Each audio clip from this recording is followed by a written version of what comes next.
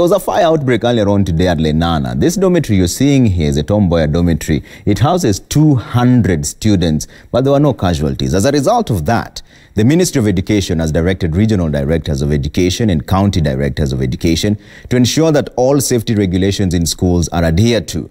The notice coming hours after fire razed down property of an unknown value in one of the dormitories at the Lenana School right here in Nairobi. No casualties were reported from the inferno that broke out at around 7 a.m. at the Tom Mboya dormitory.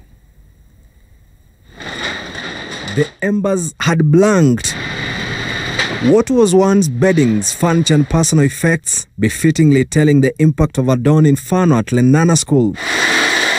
Tom Mboya dormitory with a capacity of 200 went up in flames Monday morning, consuming property of unknown value. The school principal, William Kipkemei, said the incident attributed to an electric fault took place while the learners were on assembly. At the time, there were no students in the house. All of us were out in the assembly. And the housekeeper had already come to the house and locked the house.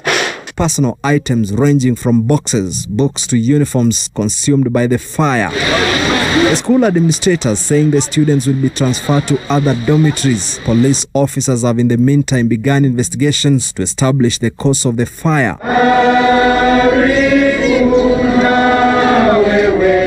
And miles away in Kakamega, parents of the 15 pupils who died in a stampede at Kakamega Primary School are now calling on the government to release the report on investigations into the incident. The parents who attended a special service organized by the Salvation Army Church for the affected parents and members of staff lamented that the government had promised to deliver the report 3 days after the incident but had not kept its word. Tungetaka kujua hiyo report inasema nini.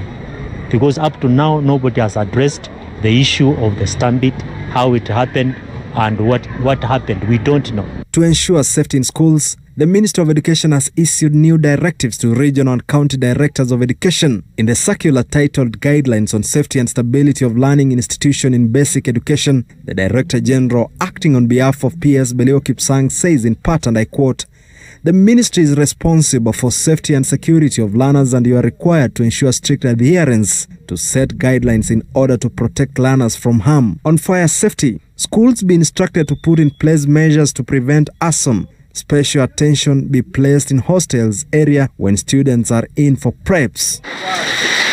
And this latest incident here at Lenana School, perhaps a small portion of a bigger picture of the safety of learners in schools across the country.